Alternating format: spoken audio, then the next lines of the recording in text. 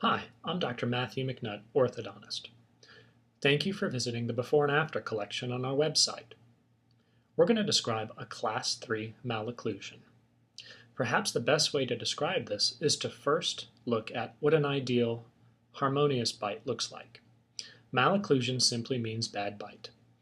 The teeth that you see on the screen are arranged in that ideal, healthy bite.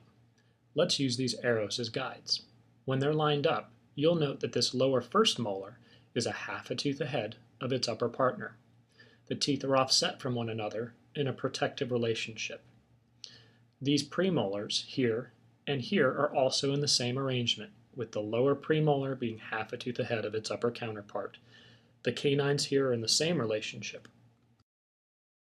You'll also notice that when the teeth are arranged in a proper bite, these lower front teeth are tucked up just behind these upper front teeth. That allows them to work together to cut food efficiently. In a Class 3 malocclusion, the teeth are arranged like this. They're characterized by the lower teeth being well ahead of their upper partners. So you'll notice this blue arrow is now well forward of this red arrow. You'll notice this premolar is well forward of this premolar. Oftentimes in a Class 3 malocclusion, you'll also notice that the front teeth are in a crossbite situation like this. A Class 3 malocclusion is typically not a very healthy arrangement for the teeth to be in.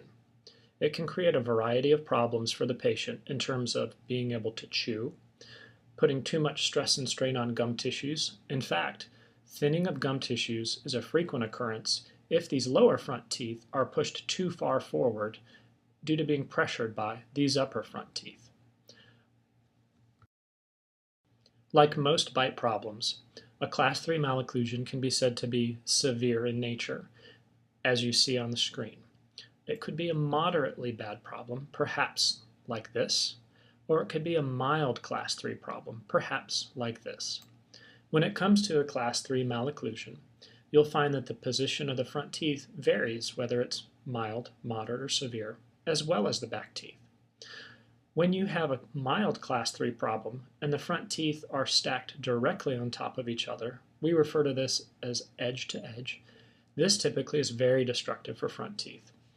Front teeth, or incisors as we call them, are really not meant to stand up to the force of being stacked right on top of each other. They really should pass by each other while chewing, like a pair of scissor blades. So when they're tucked in this position, it's much healthier. Now, when the orthodontist is evaluating a Class 3 malocclusion on a patient, they are going to consider a number of different treatment options to correct it. Those treatment options are really going to be based on how bad the bite is. In the most severe cases, jaw surgery may be required in conjunction with orthodontic treatment in order to correct the problem. If it's a mild to moderate situation, the orthodontist has lots of different options in terms of how to best correct it. Sometimes that correction can be achieved with just braces and rubber bands alone. Occasionally, an orthodontist is going to describe the extraction of permanent teeth combined with orthodontic treatment and rubber bands in order to correct the bite. It really depends on how severe the bite is. Typically, in the general population, a Class 3 malocclusion is not very common. In fact, a Class 2 malocclusion is much more common, so you won't see as many before and after cases for Class 3. Thank you very much for visiting our before and after section.